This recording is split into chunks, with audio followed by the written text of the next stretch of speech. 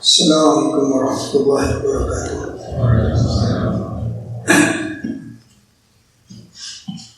Alhamdulillahirabbil alamin. Alladzi arsala rasulahu bil huda wa dinil haqq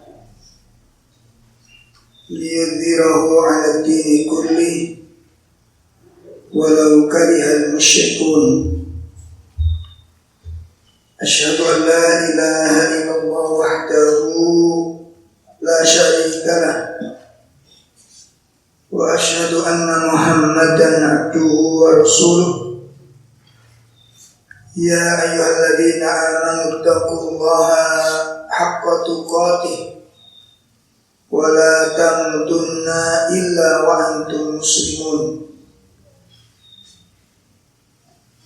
Ya ayyuhalladzina amanu taqullaha wa qulu qawlan sadida yuslih lakum a'malakum wa yaghfir lakum dhunubakum wa man yuti'illaha wa rasulahu faqad faza fawzan 'azima.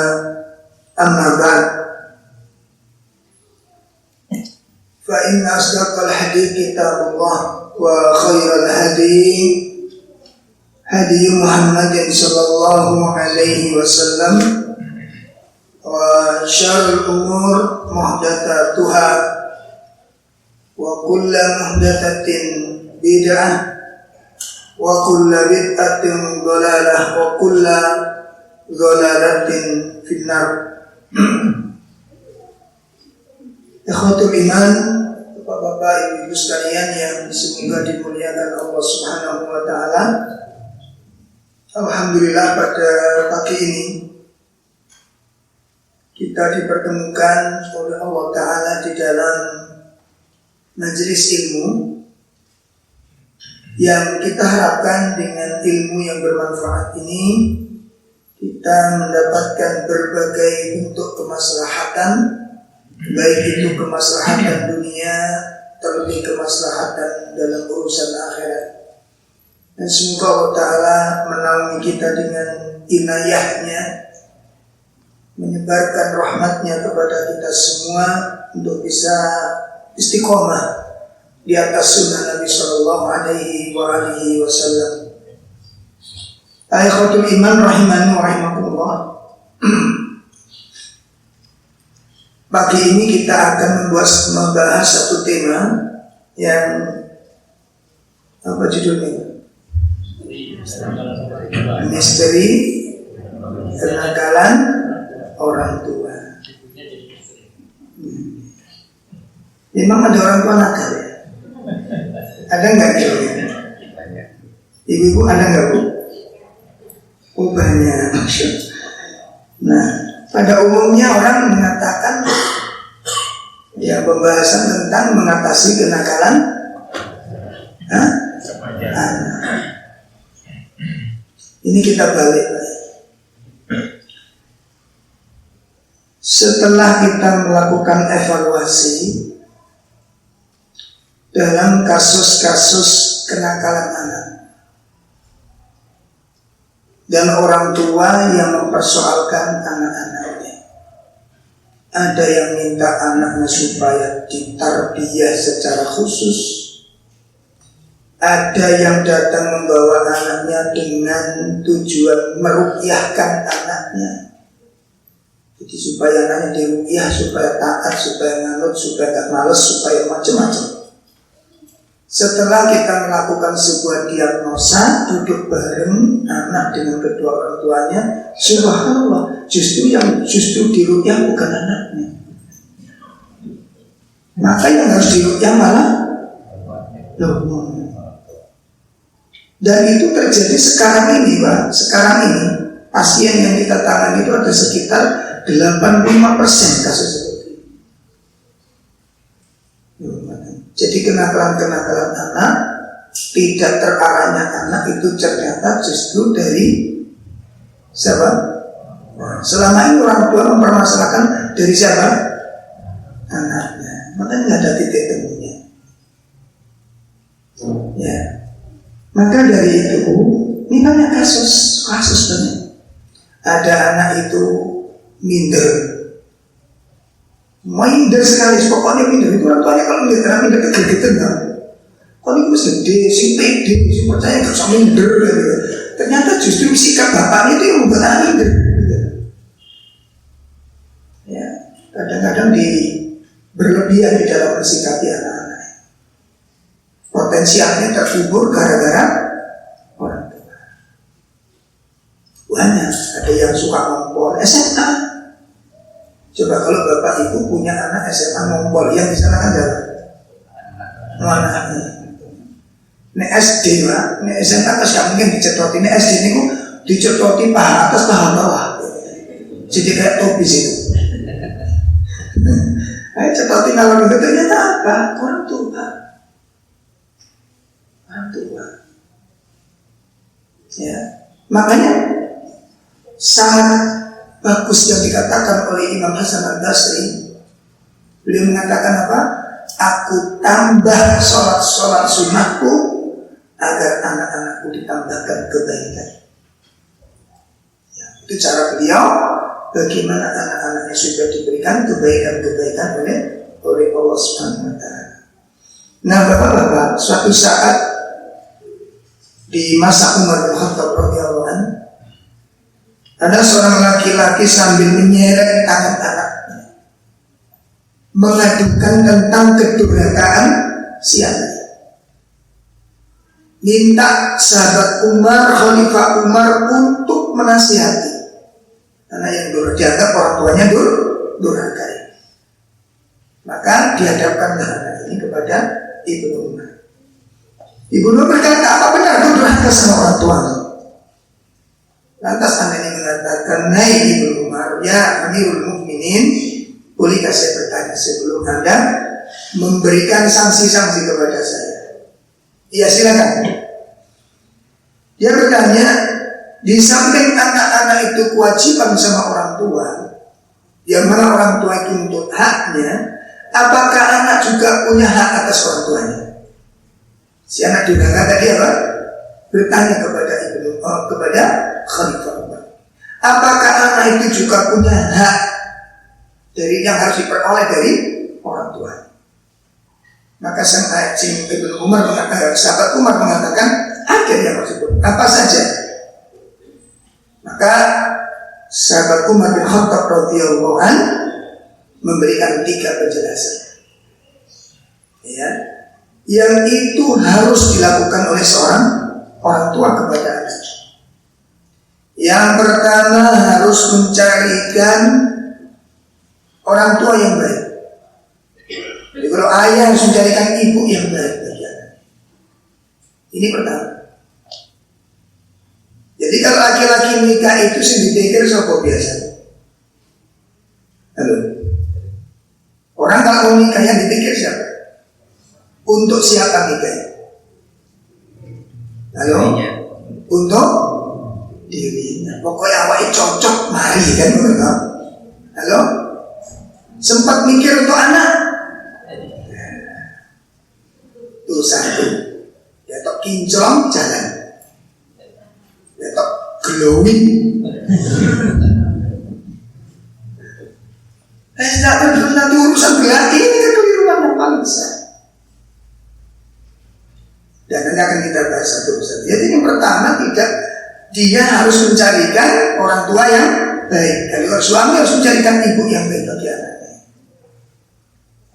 Kalau ibu harus mencarikan ayah yang baik untuk anak. Makanya pertanyaan pertama, dulu waktu nikah yang dicari untuk siapa? Ibu waktu nikah dapat kok cocok, tak terima, itu untuk siapa? Bu? Nggak ada ibunya. Persaksa dan sandalnya banyak gitu. Kok goib semua? Untuk dirinya. Ini kesalahan pertama. Nah, terus gimana Ustaz? Ya mungkin nanti yang kedua. Barangkali pertanyaan pertama begitu, mungkin pertanyaan yang kedua yang syar'i mulai panas. Enggak, cuma guyon aja. Oh ya, itu yang pertama, hak yang harus dipenuhi oleh seorang. Nanti akan kita kupas detailnya. Yang kedua, orang tua harus memberi nama yang baik pada anaknya. Itu hak seorang anak, harus memberi nama yang baik pada anak. Karena orang tua terutama di masyarakat kita itu, Pak, yang penting nama itu keren. Kadang-kadang kita nama dengan sama dengan kakeknya, nggak mau sudah. Mau jadi mbak ini. Atau namanya sama dengan kerabatnya.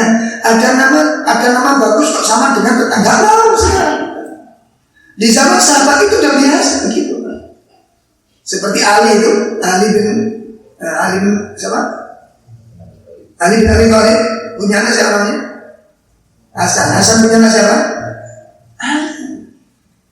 Ali bin Hasan bin, nggak masalah. Nama seorang soleh itu dipakai saja sudah. Nggak sama dengan tetangga, biarin zaman. Nggak usah, coba aja. Kalau kita jangan nama bagus, Uwais bagus. Oh, tonggolnya jadi Uwais gitu. Nggak sih, nggak jadi. Wakilnya cari nama yang nggak pernah dimiliki orang. Ibnu Syaitan. Oh, itu serem namanya. Atau dicarikan nama-nama artis dari Korea. Ada yang dikatakan Juilan Tai, ada yang Thailand Tung, ada yang dinamakan Thailand Tong. Itu yang kedua, kewajiban orang tua pada anak memberi. Yang ketiga, mengajarkan Quran. Mengajarkan. Nah, setelah Umar bin Khattab menyatakan ini hak anak yang diperoleh dari orang tuanya, maka sang anak yang dikatakan durhaka sama orang tuanya tadi mengatakan, wallahi wahai Allah, demi Allah wahai Umar bin Khattab, wahai Khalifah, bapakku itu tidak memberi satu pun dari yang tiga. Dia tidak mencarikan ibu yang baik untukku. Dia tidak memberi nama yang baik kepadaku. Dan dia tidak pernah mengajarkan satu ayat pun Al-Quran kepadaku. Akhirnya Umar marah kepada orang tersebut. Kata Umar mengatakan, idhab, pergi kamu sekarang. Bapaknya diusir oleh Tuhan. Jadi kadang-kadang ini yang tidak diketahui oleh orang tua ketika anak durhaka, dikira anaknya saja mau didurhakan. Ternyata di balik kedurhakaan anak-anak itu diawali oleh kok serem durhakanya orang tua kepada anak. Makanya saya tulis yang agak sopan gitu. Kenakalan orang tua itu demi panjenengan biar gak terlalu greges. Kalau ditulis kedurhakaan orang tua gimana bisa? Gimana Pak? Serem, soal kaki iman kita. Itu termasuk kenakalan. Nah, Bapak Ibu sekalian yang dimuliakan Allah, maka perhatikan dengan baik. Di antara faktor terbesar kenakalan orang tua yang pertama ini, tidak mencarikan pasangan yang baik yang nantinya akan menjadi orang tua bagi anak. Ini kenakalan pertama. Kesalahan yang paling besar. Membentuk anak yang saleh itu dimulai dari mana, Pak? Ibu mulainya dari mana? Bukan mulai nakal. Dimulai dari mana? Dari mulai permulaan bangun rumah tangga. Itu pertama kali mulai dari cara membangunnya ini dengan siapa. Makanya renungan bagi bapak-bapak, kan kita sudah mafhum lah, kita sudah maklum kita. Banyak di antara kita sadar kepada agama, baru melek kepada agama, baru ngerti dari agama, apa mulai bujang. Kebanyakan di antara kita mulai kenal sunnah, mulai umur pindah. Halo? Apa mulai bujang?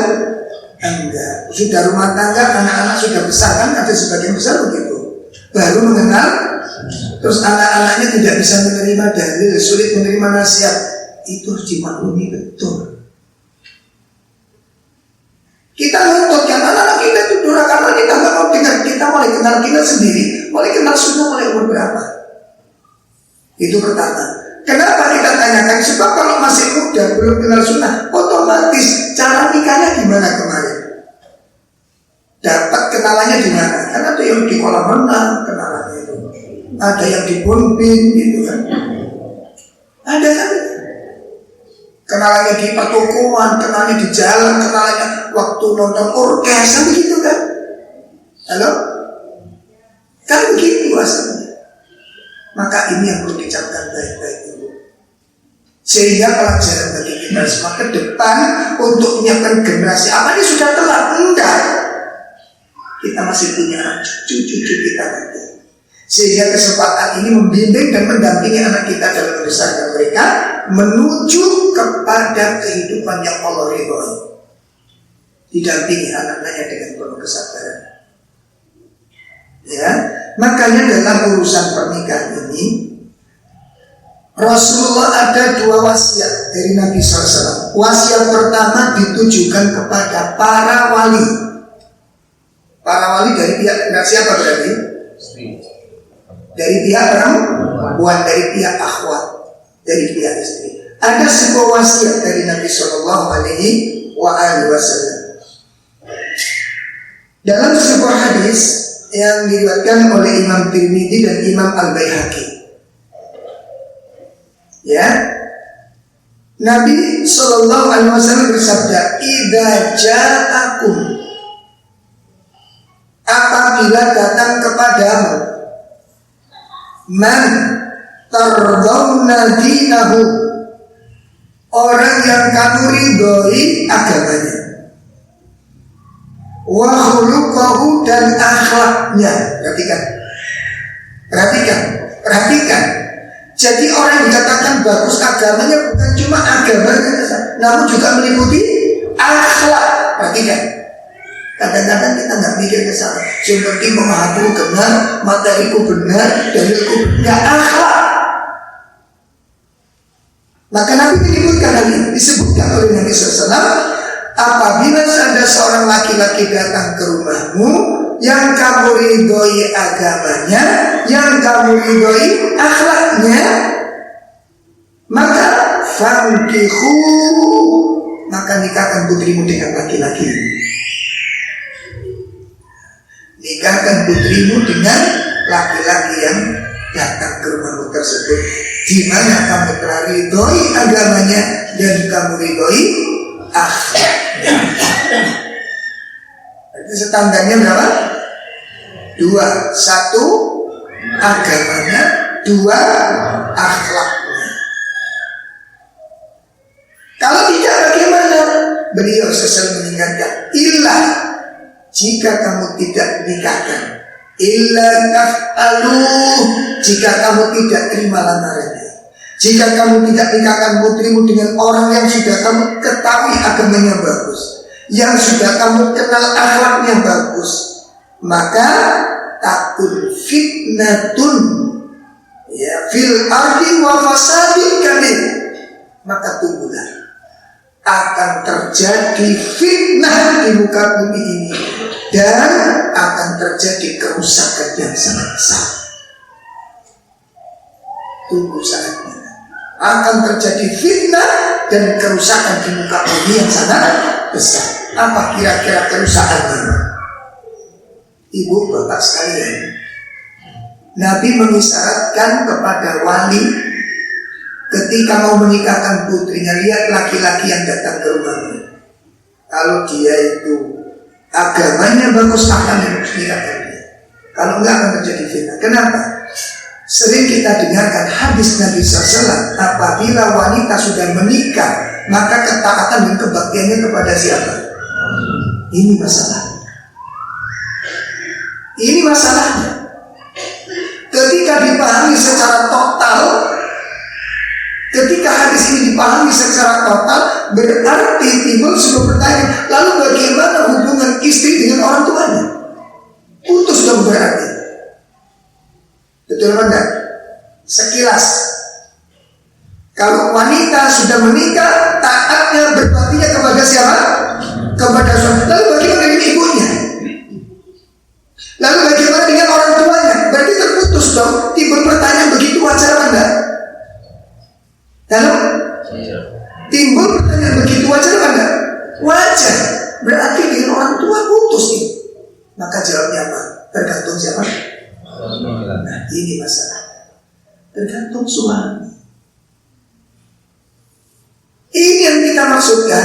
Maka ketika suaminya agamanya nggak bagus, akhlaknya nggak bagus, atau agamanya bagus, akhlaknya buruk, ada nggak? Ada. Agamanya bagus, dalil itu kuasai. Setiap wahyu dalil, Pak. Di antara kita kan ada yang sok begitu. Dalil, tapi akhlaknya rusak. Ada beberapa pasien begitu ini di rumah. Ada yang udah diputus sama sekali. Pesan sama ibunya, pokoknya ibu untuk saat ini jangan boleh ke rumah ini. Suami ngomong ke istri enak, istri ngomong kepada ibunya gimana?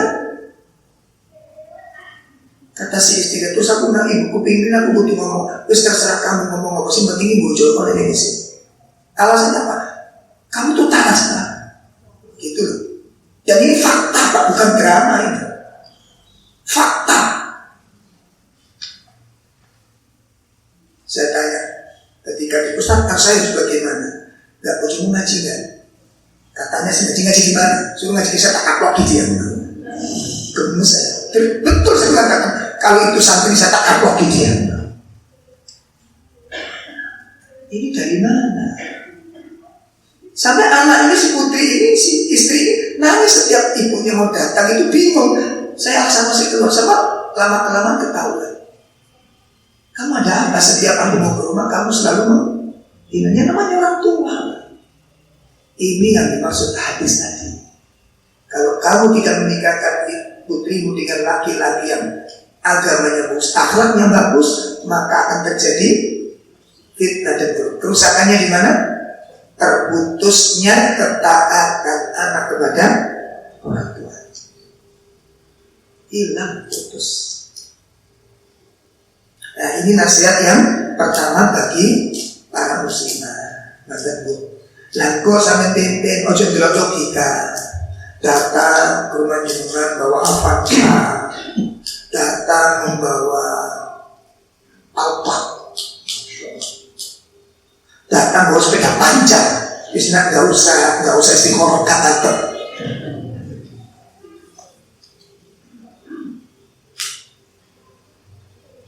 Maka tinggalkan sifat-sifat yang demikian. Istikharah itu pilihan Allah, jangan main-main. Dan istikharahnya yang benar. Jangan istikharah itu didominasi oleh penglihatan mata. Ngerti maksudnya? Ngerti maksudnya? Delok penampilannya sekali yakin begitu Allah gak yakin. Antum istikharah kayak apa? Ini Allah antum berkosa ini. Jelas ini, yang namanya istikharah itu minta tolong kepada Allah untuk milihkan orang yang hadir ini menurut perasaannya gimana. Kalau dia senang, sampaikan kepada Allah. Ya Allah, menurut kacamataku aku senang dengan dia. Cuma aku kan nggak tahu ke depan dia itu baik nggak untuk diriku, untuk keluargaku dan anakku. Menurut ilmumu ya Allah, ini perasaanku aku cocok. Perasaan aku senang, perasaannya aku mantap. Cuma aku kan nggak tahu. Sampaikan di hadapan Allah begitu. Jangan begitu ya Allah, kayaknya cocok deh. Allahumma cocok. Bukan istikharah namanya. Walaupun antum sholat 2 rakaat, diniatkan istikharah bukan istikharah. Namanya istikharah itu menyerahkan sepenuhnya kepada Allah. Alimul ghaibi wasyahadah. Dia yang mengetahui yang ghaib. Dia yang mengetahui. Kalau enggak, logika kita yang kita gunakan, kerusakan akan menimpa kita. Sebab kita manusiawi lah. Gak usah mungkir, gak usah munafik kita. Wong tua iku nek duwe putri dinikahi priyayi apa priyayi. Laki-laki yang gagah, laki-laki yang mapan, apalagi punya jabatan, orang tua itu kebanggaannya di situ. Jujur apa enggak? Mulai ketok. Itu kekeliruan yang besar. Kedurhakaan orang tua pada anak, menjerumuskan anaknya tenggelam di dalam dunia. Jangan baca riwayatnya Imam Sa'id ibn Musayyib, seorang ulama tabi'in. La haula wala quwwata illa billah. Dia punya putri cantik, bukan cantik, bukan pakai sidat. Cantik putrinya. Ahli Quran, ahli hadis, ahli fikih, ahli faraid. Itu putrinya. Sudah cantik. Allah. Dilamar keponakannya khalifah, nggak dikasih ya. Kalau kita sudah Allah yang menginginkan. Ya, orang tua kadang-kadang salah satu kerusakan rumah tangga anak-anak karena intervensi yang berlebihan dari para orang tua. Gak bisa mimpin pada anak-anak. Ingat 4 soalnya. Gemes dia. Kok kita jadi orang tua itu kok gini? Kalau kami dengan istri coba belajar, karena kita juga punya putri, Pak. Punya putri. Dulu ditawarin nikah tak mau, soalnya kelas 1 SD. Jangan aja.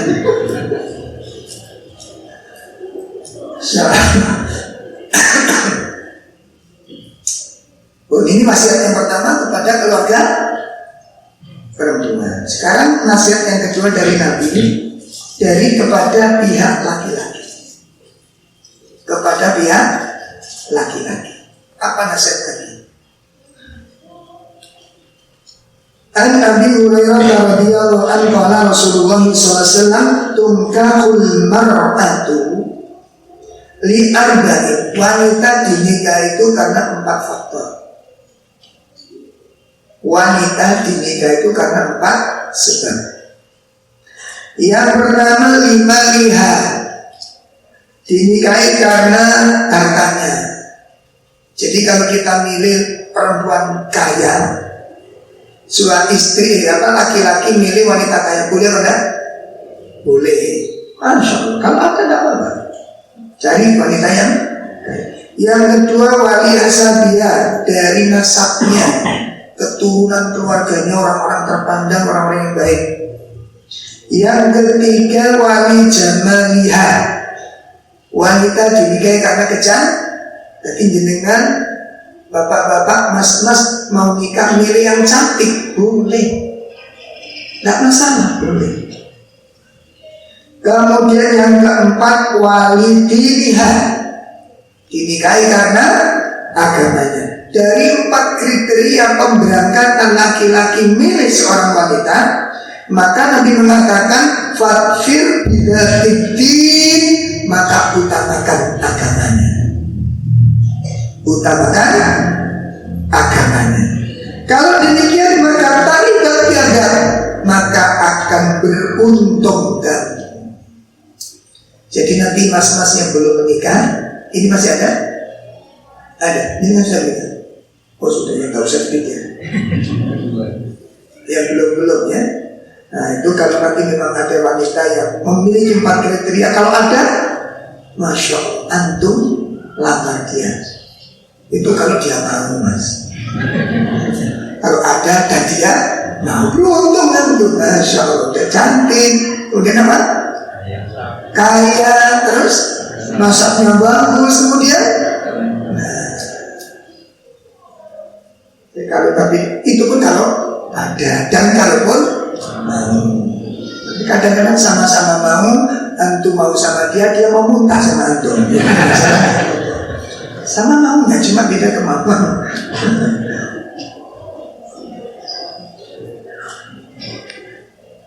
Nah, Bapak Ibu sekalian, maka di sini salah satu bentuk kenakalan dan kesalahan orang tua yang paling fatal di sini tidak menyiapkan pasangan yang baik untuk anak-anaknya, terutama ummahat, ibu-ibu. Laki-laki identik milih wajah.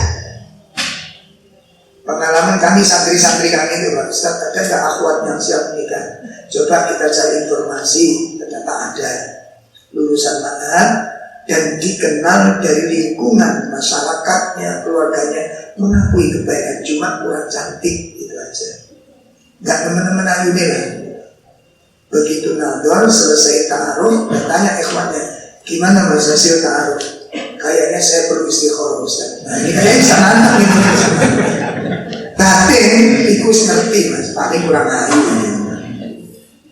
Kurang cantik. 1 minggu kita tanya gimana? Iya Ustaz, masih belum mantap. Yuk gak mantap gimana? Kamu delok raine. Itu masalah. Akhirnya tiba-tiba dia dapat info dari tetangga sebelah. Kan modelnya sekarang ada tetangga sebelah gitu ya. Dia dari bekas sebelah. Ustaz, doakan ini sudah menikah. Loh, dari mana? Anda seorang hebat. Oh, loh sudah nakal dan insya Allah lanjut. Masya Allah. Kodar tiba-tiba ada seorang ibu-ibu nanya ke saya, Ustaz, anak antum punya santri yang namanya ini. Enggak, kenapa? Apa mau menikah dengan? Gak tahu saya, katanya sudah. Oh ya, itu keponakan saya. Oh gitu, terus gimana Bu? Kalau menurut saya Ustaz, kalau bisa tolong sampaikan kepada ikhwannya, tolong disuruh mikir lagi. Loh kenapa? Anak itu akhlaknya gak bagus akhlaknya. Itu keponakan saya dan saya tahu persis. Agamanya nol potol, bukan nol potol. Nol potol.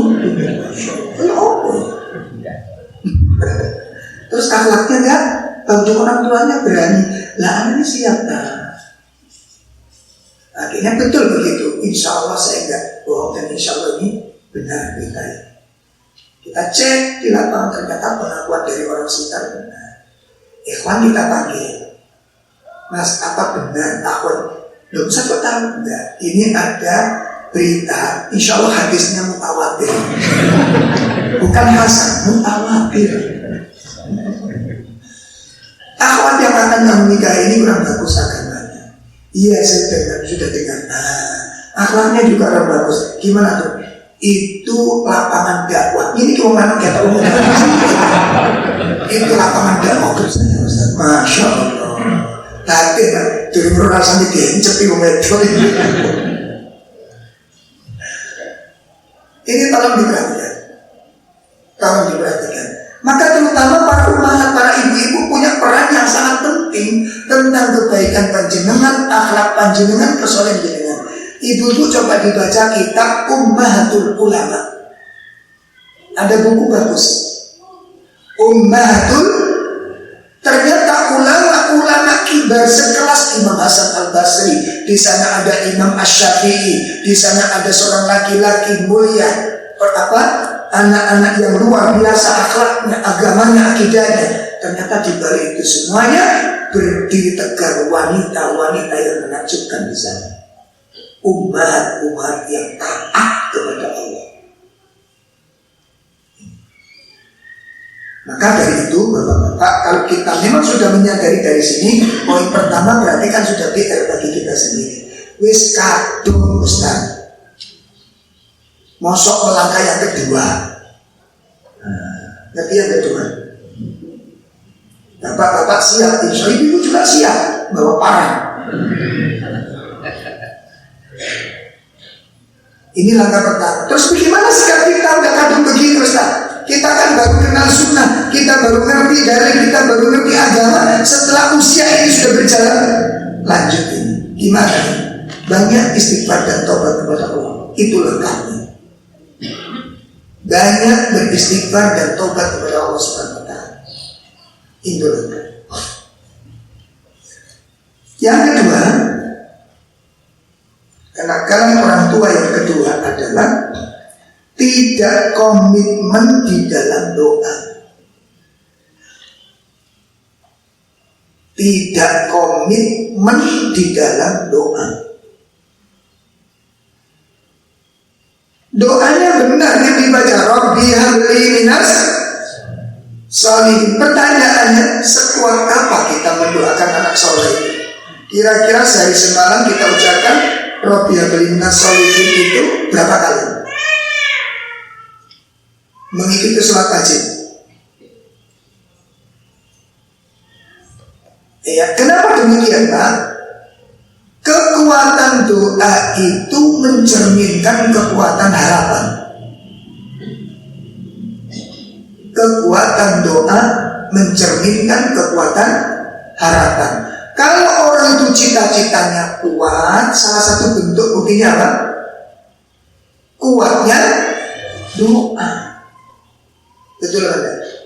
Dalam salah satu isyarat keinginan yang begitu kuat itu dibuktikan dengan kekuatan doa. Seperti ibu-ibu doanya sangat kuat ketika dengan suaminya mau menikah. Kuat sekali. Allahumma batal al-batal al-batal.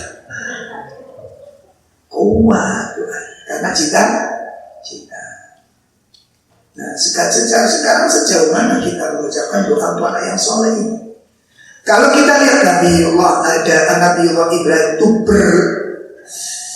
bermasyos. Di setiap momen-momen penting doa anak yang soleh itu dilantunkan.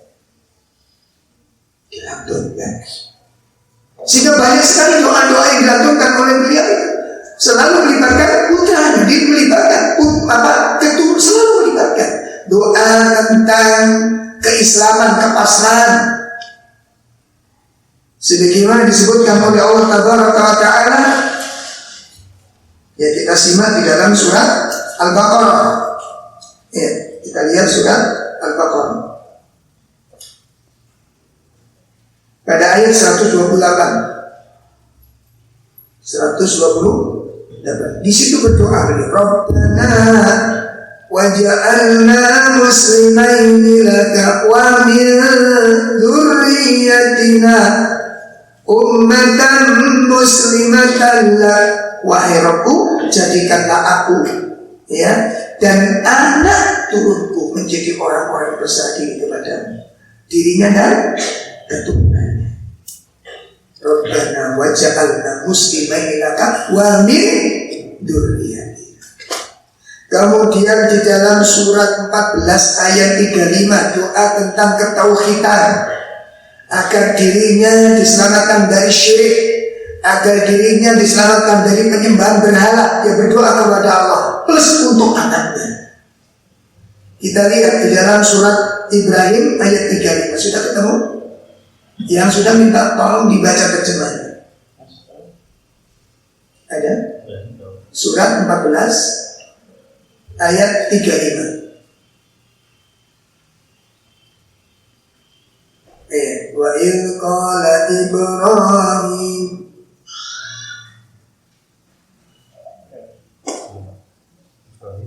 Surat 14 ayat 35. Sudah. Dibaca saja. Surat Ibrahim. Iya.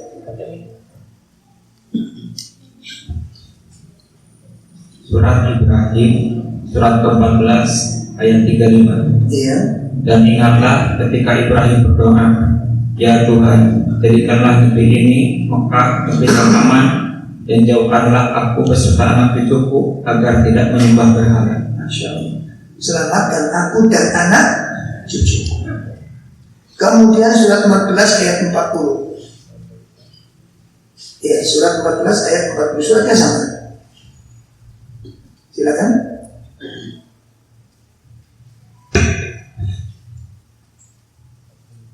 Surat ke-14 surat Ibrahim ayat ke-40. Iya. Ya Tuhanku, jadikanlah aku dan anak cucuku orang yang tetap melaksanakan salat. Ya Tuhan kami, perkenankanlah doaku. Rabbi ja'alni muqimas shalah. Terus wa min dzurriyyati. Anak diikutkan, anak dilibatkan, anak disebut namanya. Anak dan anak. menunjukkan keseriusan beliau ingin anak itu soleh. Jadi bukan cuma berkali-kali setiap momen-momen penting. Nabi Zakaria juga demikian. Nabi Zakaria juga demikian. Dan para sahabat radhiyallahu anhum ajma'in setiap kali datang kepada Nabi dan membawa anaknya selalu digendongkan kepada Nabi. Untuk apa? Doa kebaikan dari Nabi sallallahu alaihi wasallam. Ini yang merupakan sebuah hal yang penting untuk diperhatikan. Jadi salah satu kesalahan orang tua, ya, kenakalan orang tua kepada anak-anaknya adalah tidak komitmen dalam doa. Nah, yang dimaksud tidak komitmen ini pertama, tidak serius di dalam doa tentang kesulitan anaknya. Kurang kuat, kurang sering. Ini yang pertama. Kalau orang itu sering doanya itu gak akan berhenti tentang sesuatu itu. Seperti dulu kalau kita takut kena COVID, Masya Allah doanya itu setiap gerak, setiap detik COVID harus dijauhkan. Terus doa-doa tentang perlindungan diri. Kan begitu kan? Itu menunjukkan takutnya tentang sesuatu. Ditampakkan dengan kekuatan doa. Ini yang pertama tanda-tanda tidak komitmennya doa tentang nasoleh. Yang kedua apa? Tanda-tanda bahwa doanya tidak komitmen. Ya. Tanda-tanda kalau doanya tidak komitmen, dia tidak memadukan dengan doa yang kedua. Apa doa yang kedua? Kita berdoa Rabbirhamhuma. Gimana? Rabbirhamhuma kama Rabbayani. Ini doa untuk siapa? Untuk siapa ini, Pak? Doa yang pertama, Rabbi habli minas sholihin dengan Rabbirhamhuma kama Rabbayani shaghira, itu lebih sering mana yang kita baca? Yang mana? Rabbi apa? Rabbi habli minas sholihin dengan Rabbirhamhuma, itu lebih sering mana yang kita baca? Hah? Rabbirhamhuma. Kenapa Anda pilih yang ini dulu? Nah ya kenapa? Sudah tahu itu orang tua. Kenapa? Karena bentuk Rabbi habli minas sholihin itu, anak soleh itu cerminannya mengharapkan keselamatan orang tua. Perhatikan, kalau kita kuat doa Rabbi habli minas sholihin, lalu kita tidak perhatian dengan akhlak, ini kan dagelan. Ngerti maksudnya? Ngerti maksudnya? Jadi kalau kita berkata Rabbi habli minas sholihin, tapi kita nggak peduli dengan orang tua kita.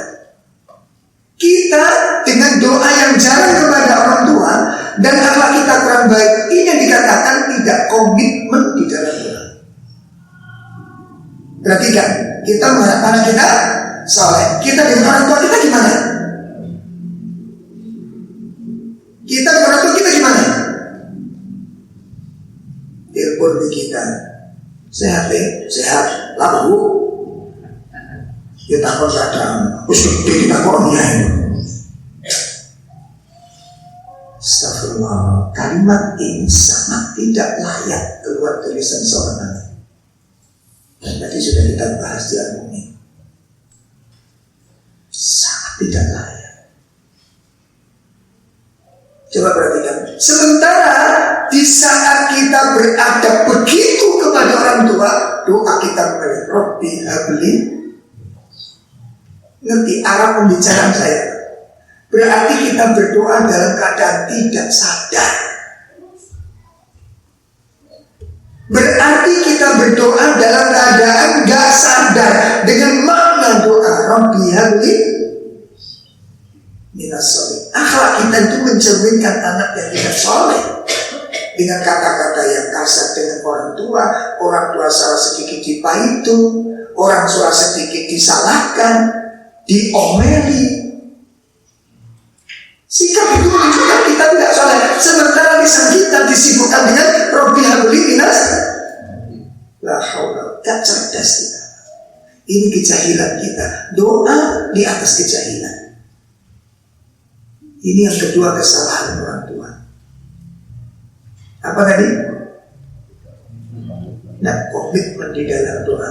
Terus berikutnya kalau kita renungkan doa itu Pak, ketika kita berdoa, Rabbirhamhuma kama rabbayani shaghira. Artinya apa? Halo? Rabbirhamhuma kama rabbayani shaghira. Artinya apa? Ya Allah. Artinya apa? Wahai Allah, gimana?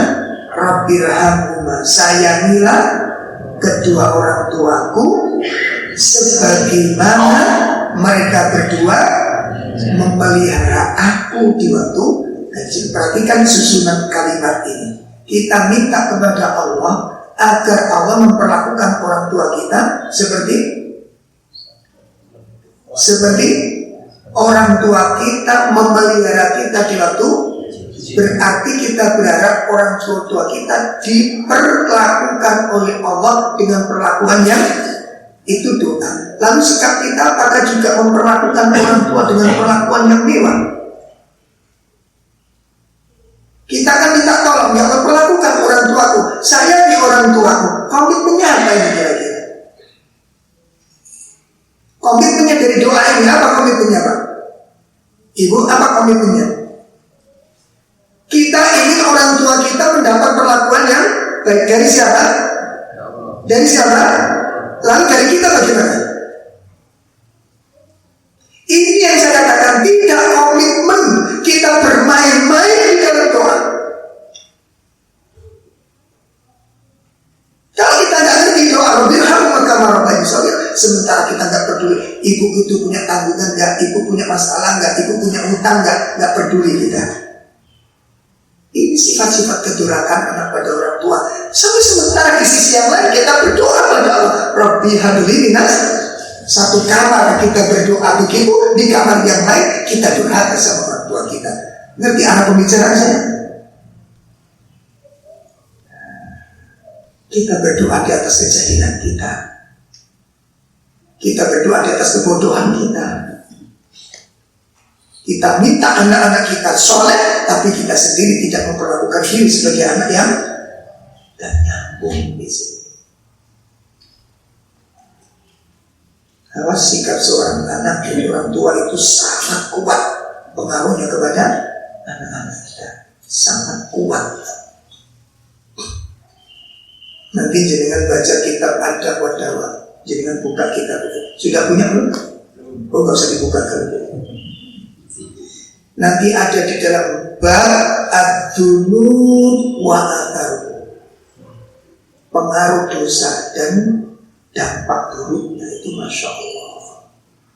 Ada seorang generasi tabi'in mengatakan, karena suatu kemaksiatan yang aku lakukan itu berpengaruh kepada sikap istri dan kuda tungganganku.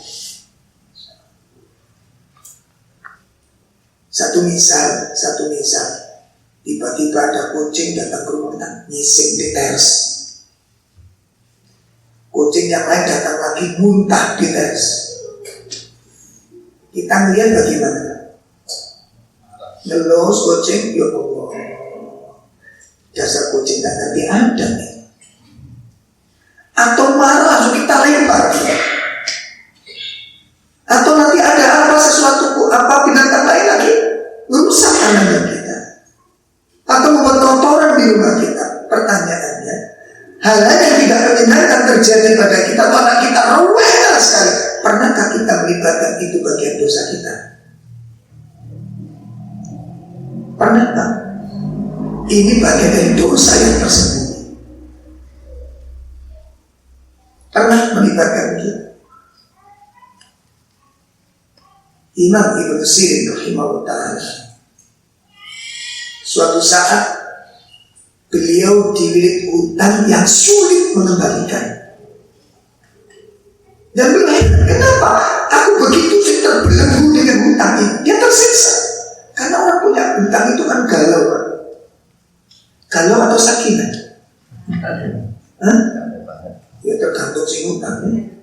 Nek wong ini aku beli ke sakinah rawat dalam. Anteng-anteng ya, sing kalau sing utangi malah.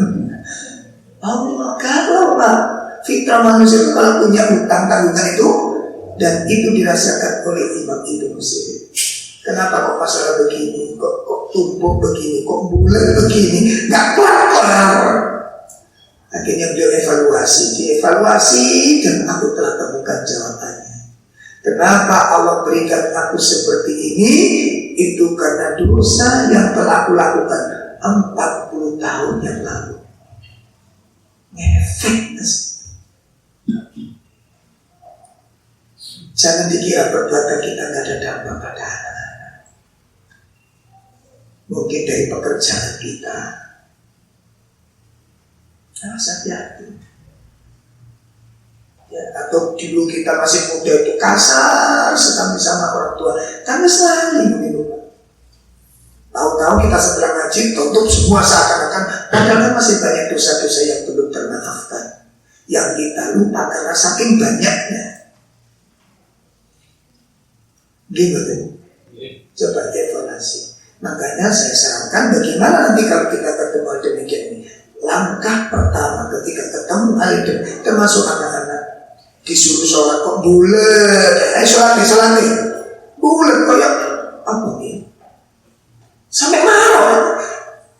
Mati juga nggak perlu tetap. Ustaz mau jadi apa Ustaz? Anak dikandang itu senggang gitu, gak ketip, terus betah. Kok ini ketip, kok betah. Nah terus gak ketip, jadi ngono ya. Mana yang cerdas sebenarnya itu. Ya mirip ibunya kan cerdas. Jadi kalau diomongin sama orang suaminya, kamu itu sudah ya, aku paham.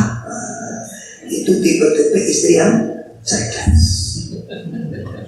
Belum diomongin sudah, oh itu kalau cerdas semua juara satu. Ada istri begitu Pak?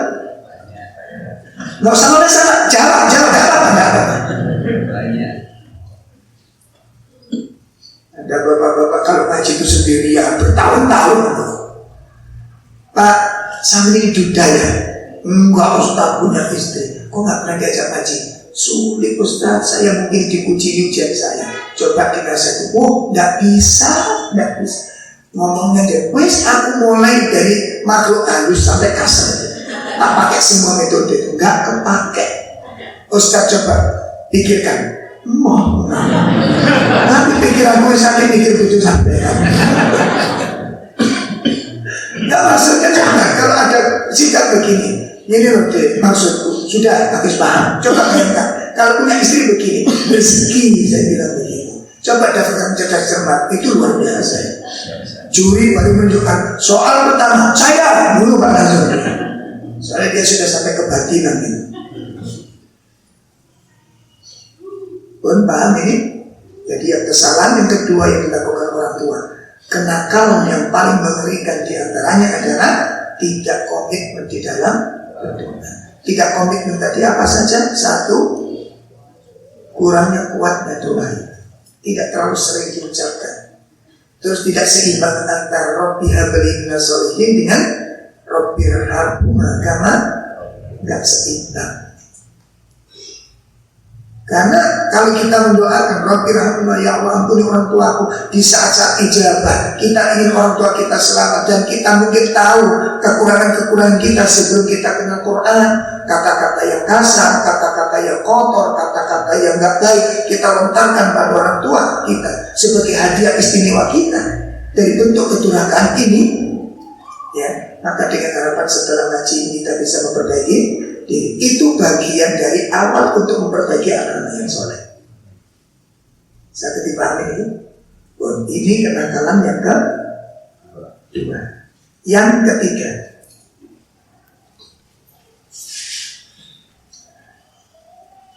ketiga, adalah tidak mempersiapkan diri untuk menjadi teladan. Tidak mempersiapkan diri, berbenah diri untuk menjadi teladan. Di antara doa untuk mendapat anak yang soleh apa saja yang kita hafal? Di samping Rabbi habli minas sholihin, ada yang lain? Ibu-ibu yang sudah hafal, ibu-ibu kira-kira Quran apa bu? Selain Rabbi habli minas sholihin, ada yang lain bu?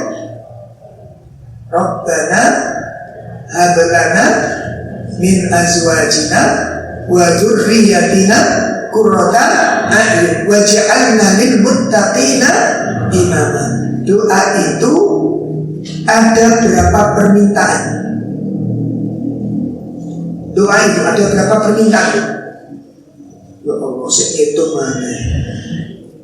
Ada berapa permintaan? Satu, minta diberi. Hah? Satu, minta diberi apa? Pasangan. Rabbana belana min azwajina wa dzurriyyatina qurrata a'yun waj'alna lil muttaqina imama. Tiga. Ada tiga perlu. Satu, minta apa? Diberi pasangan. Sudah diberi pasangan? Sudah. Sesuai kriteria? Bentar dulu. Dulu Ustaz pas.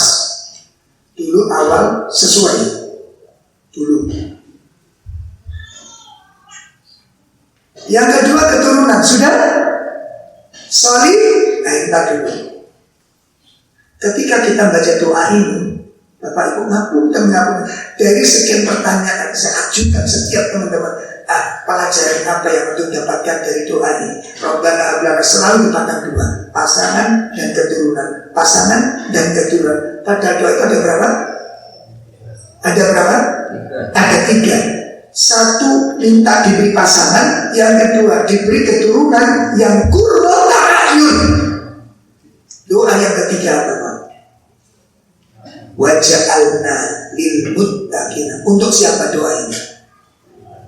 Untuk siapa? Kok suami? Halo. Waj'alna, dan jadikanlah aku. Untuk siapa? Dirinya sendiri. Lil muttaqina imama. Jadikan aku sebagai pemimpin bagi orang yang bertakwa. Artinya apa? Di dalam tafsir Ibnu Katsir dan tafsir Taisirul Karim Ar-Rahman Al-Mannan oleh Syekh Nasir As-Sa'di disebutkan, ya Allah, jadikanlah aku teladan yang patut diteladani. Itu artinya, jadikan aku teladan yang patut diteladani. Nah, ibu, bapak, kita berpikir sejenak. Dengan kondisi kita yang semuanya sudah terbatas, ilmu kita terbatas, ibadah kita pun terbatas, dan kita masih dalam tahap pembelajaran, dan kita berharap mudah-mudahan kita istiqomah ibu ya. Panjenengan saya di dalam belajar untuk meniti jenjang kesolian ini, kita berharap mudah-mudahan kita diberi istiqomah.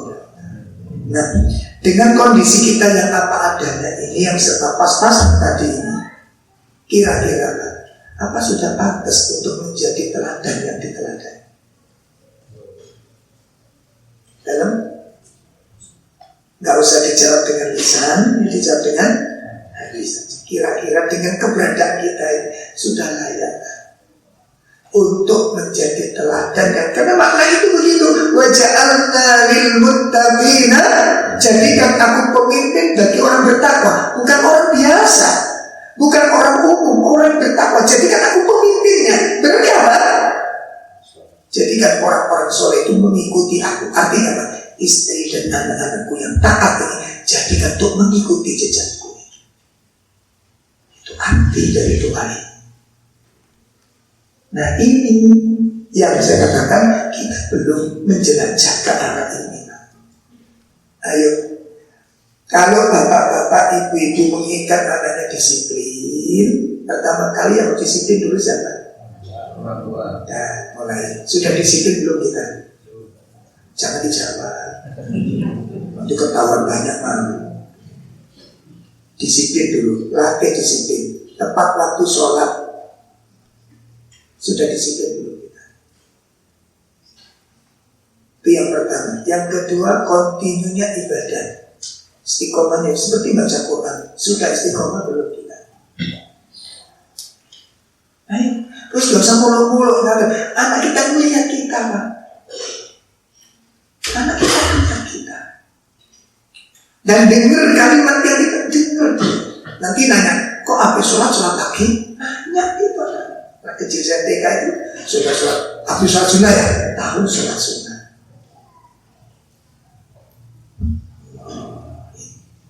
Sudah itu dari situ kita mulai.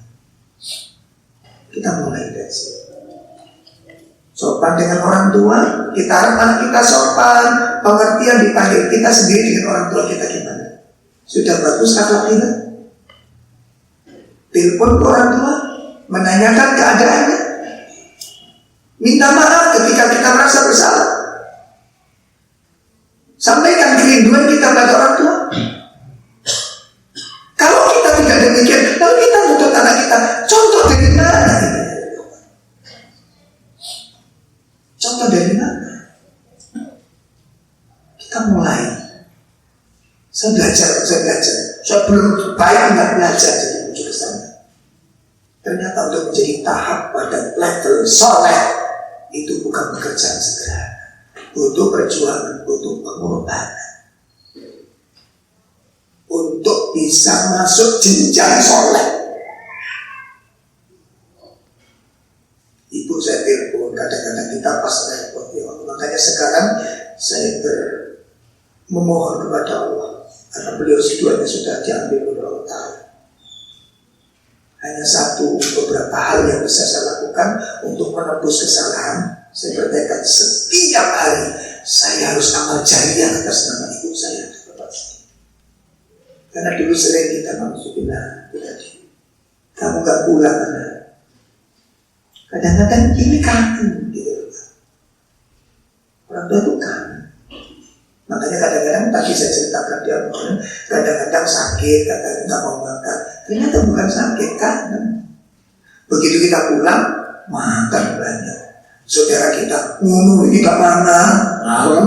Itu orang tua. Betul begitu Bu? Ada kan? Makanya jangan sampai putus komunikasi dengan orang tua. Itu kalau kita ingin anak-anak kita soleh kepada kita, pertanyaannya, apakah kita sudah mencontoh kesolehan itu? Ayo coba. Kita ingin anak kita sabar. Pertanyaannya apa Pak? Apakah kita sudah menjadi orang yang sabar? Sudah teruji kesadaran kita. Allah. Oh kita tuh kalau di luar gak cocok titik ngamuk. Parkir mana tuh? Kamu tuh tak parkir. Masya Allah. Ini kalimat orang yang soleh. Ini kalimat orang yang taat. Ini kan akhlak dari sebuah ilmu yang bermanfaat. Ini kan buah akidah tauhid.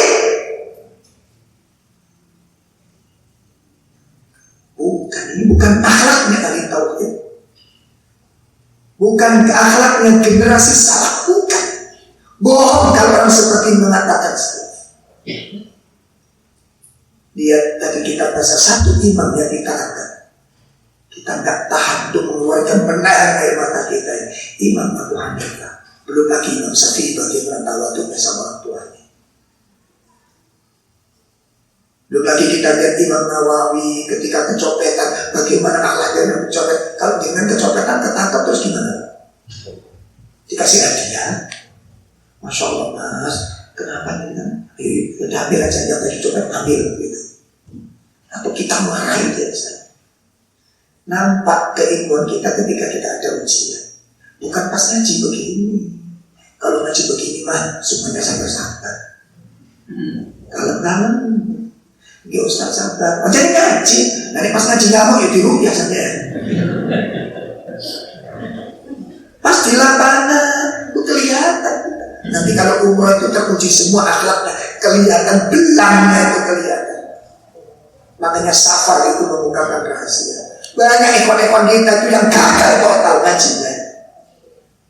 Kelihatan ketika ada masalah. Kelihatan. Bukan waktu ngaji begini. Kalau keberesut mau bahas. Iya saya ngerti.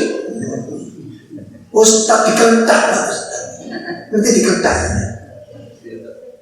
marah-marah bu, ini kita diuji oleh Allah. Ngerti Ustaz, sudah ngerti saya.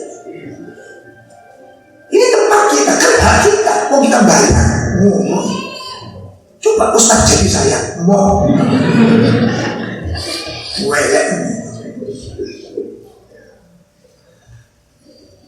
Hasilnya ngaji itu kelihatan bukan pas ngaji. Pada saat di lapangan ketika kita ditampakkan ujian-ujian itu, lihat mana buah hasil ilmu ini. Diganggu orang, layanannya sesuai dengan yang diharapkan, itu kelihatan ilmu. Kelihatan pas jual beli, kelihatan akhlaknya.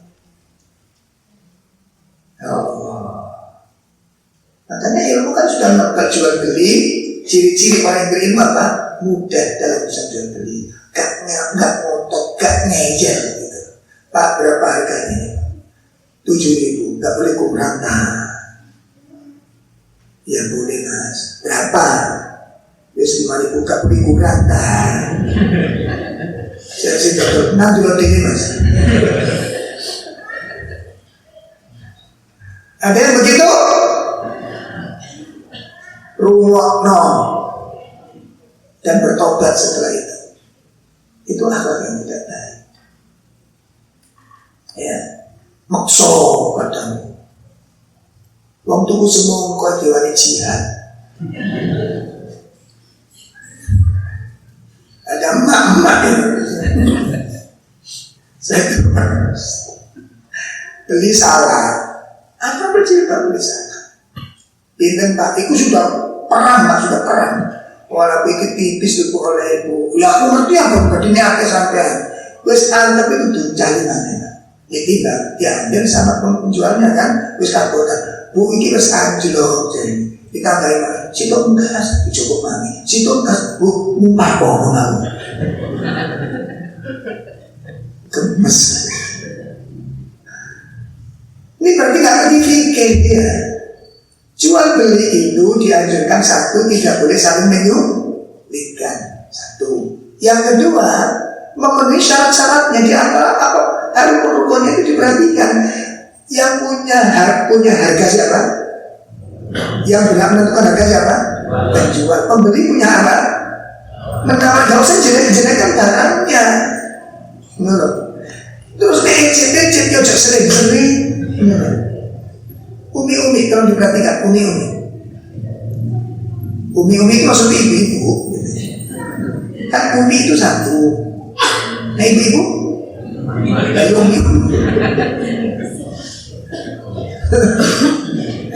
Jadi jangan sering-sering. Kita lanjutkan. Jadi apa yang kita inginkan anak kita, ingin jadi apa anak kita, kita bagaimana? Saya pernah disamblek sama anak saya sekali.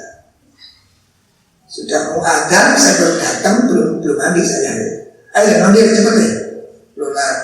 Ayo mandi, kamu mulai mandi. Tanya, aku udah mandi. Ya belum. Ya Allah. Ya udah, tapi dulu. Sejak itu saya gak mau terulang lagi Tuhan. Mungkin anak-anak kita sulit untuk membentuk diri karena tidak ada yang dicontoh. Contohnya nggak ada. Aku contoh sopo. Jelas ini? Coba kan contoh di sisi coba. Sebelum ada itu mandi. Anak lihat kita. Soal Satya meniru atau tidak itu bukan urusan. Tapi itu tanggung jawab memberikan teladan, memberikan contoh. Dan itu yang dilakukan oleh Nabiullah Ibrahim alaihissalam. Sebelum memberikan pengajaran, dia memberi contoh terlebih dahulu. Kita lihat di dalam surat Al-Baqarah.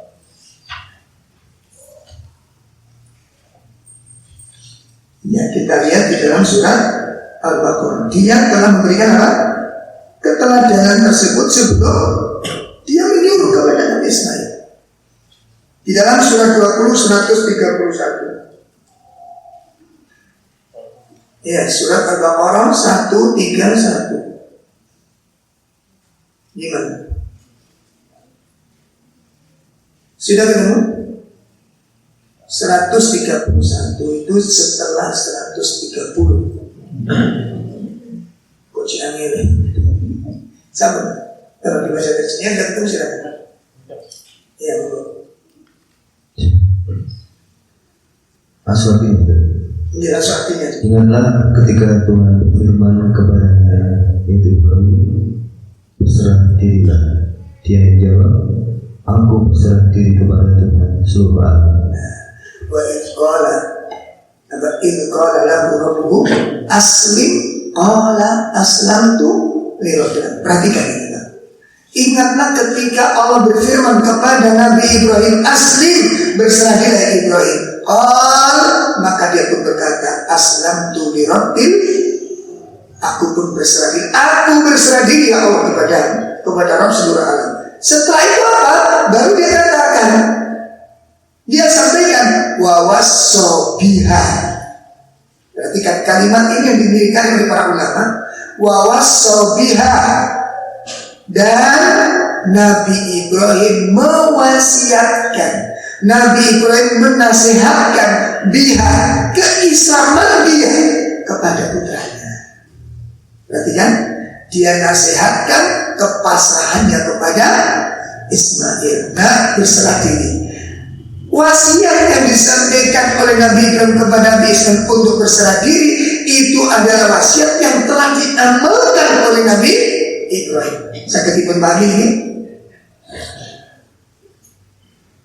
dia wasiatkan apa yang sudah dia lakukan. Bapak kepingin anak-anak selalu baca Quran di rumah, yang harus kita lakukan apa? Anda dan saya, apa sudah terbiasa baca Quran di hadapan anak-anak? Sudah Pak. Gendong bayi soalan keke. Nakut-nakuti anak-anak nangis harimau. Anak-anak itu lama berpikir, mana yang aku lihat wajah ibu. Jangan-jangan harimaunya ini. Ini cara-cara yang tidak bagus. Yang keberapa ini? Yang ketiga, kenakalan orang tua kepada anak. Apa Pak? Dan sekarang yang terpikir panjenengan setelah pulang dari ini apa kira-kira? Apa janji dari jenengan apa hari ini? Sepulang dari sini, apa kira-kira? Anda ingin dirindukan anak-anak. Anda anak-anak itu kepingin merindukan Anda. Kalau Anda datang tuh senang begitu anak-anak, sehingga mereka tidak mau meninggalkan Anda sampai kita tua tuh. Aku ingin mendampingi orang tuaku. Mulai dari diri kita.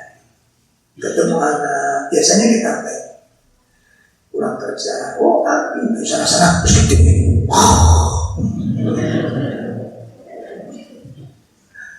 kata anak-anak, kenapa ada harimau di rumahku?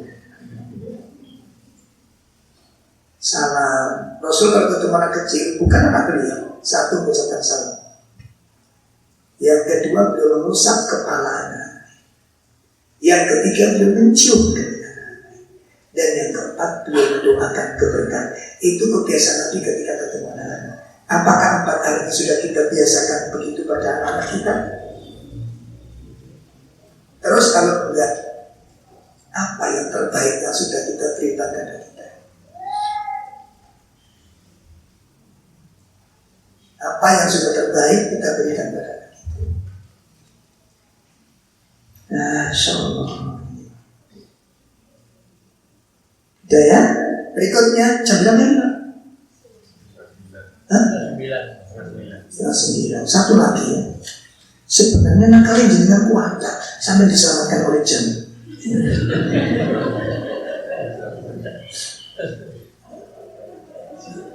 Masih banyak, ada sekitar 10-an lagi.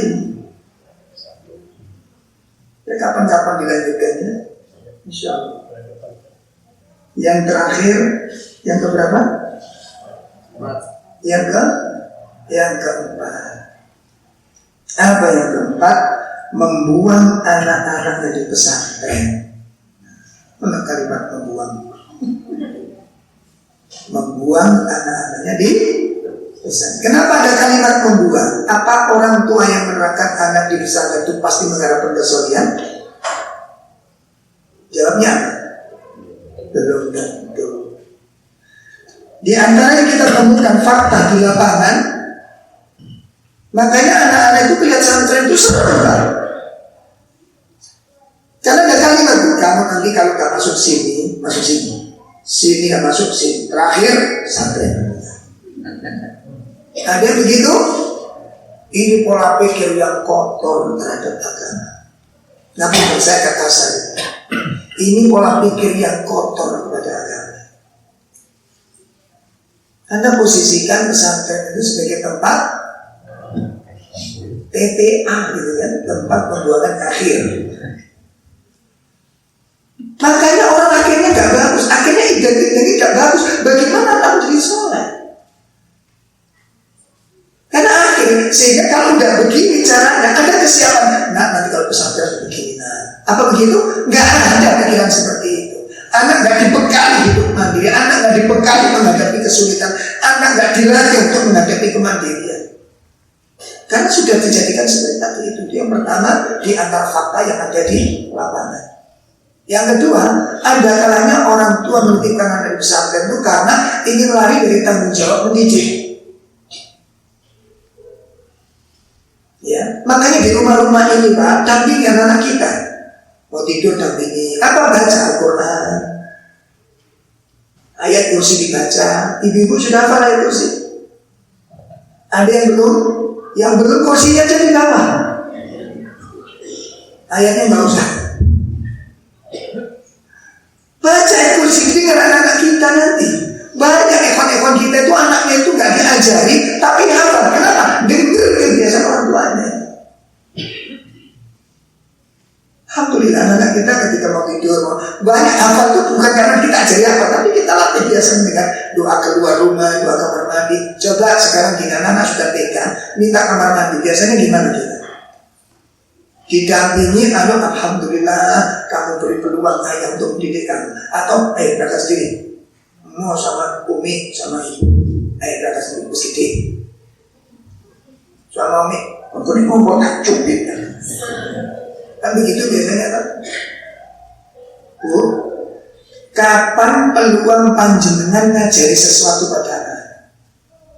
Bukankah saat itu saat istimewa Anda kenalkan anak? Kalau masuk kamar mandi, kaki mana dulu? Untuk bedakan kaki kanan, kaki kiri anak butuh pendidikan apa enggak?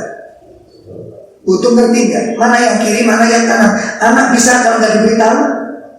Siapa yang memberitahu selama ini? Ustazah. Kamu kok ngerti bacaan doa mau masuk kamar mandi?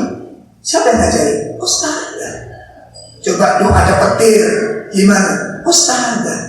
Doa naik kendaraan, ustazah. Kapan kalimat api umi disebut? Jadi kan gak kepingin kan? Ketika ditanya anak, kamu kok pintar soto? Aduh ikut sama semua api. Masya Allah, gak kepingin.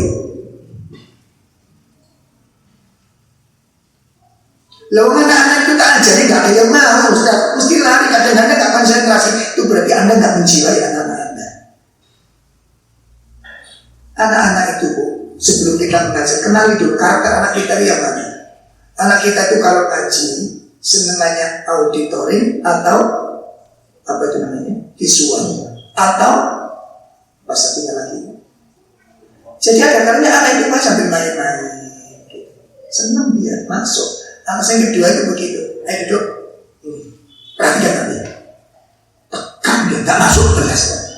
Ayo tiga kali, dengerin, belas yang masuk. Ini biasanya kalau begini, kita udah anak kita nggak cerdas. Padahal nggak cerdas apa? Berapa lagi kemaksiatan yang kita lakukan pada anak kita? Berapa lagi kesalahan yang kita timpakan pada anak kita? Betul kesalahan besar bagi kita.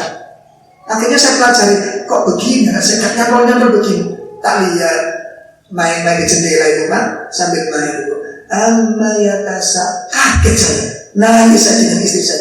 Anak kita hafal juz amma. Teko aku tidak berkat rumah dulu. Oh ternyata cara belajarnya sambil main. Akhirnya saya bilang, ayo, nah, Virgo, ayo duduk sama Abi Ustazah. Ustaznya, Virgo sekolah. Oh iya, Abi Ustaz, manggil saya Ustaz tahu sebentar.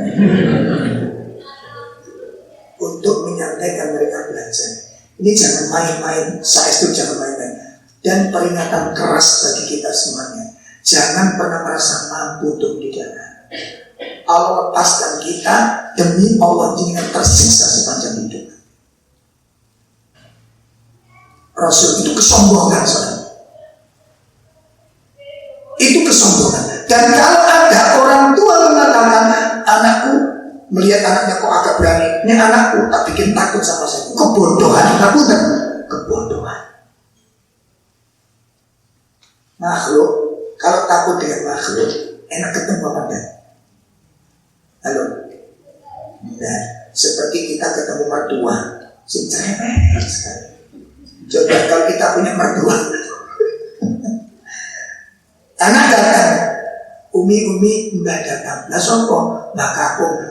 Kenapa? Karena mbak kakung orangnya sabar, penuh senyum, telaten, dermawan. Begitu kedatangan mbak kakung, ini seperti hari raya Idul Fitri kita. Alhamdulillah, mana mbak kakung mana? Oh masya Allah, saking mana mbak? Dari mana coba? Mau kemana ini dengan siapa? Kok nggak bilang-bilang? Udah nggak usah pulang, udah di sini terus mana? Gitu. Karena nikmat.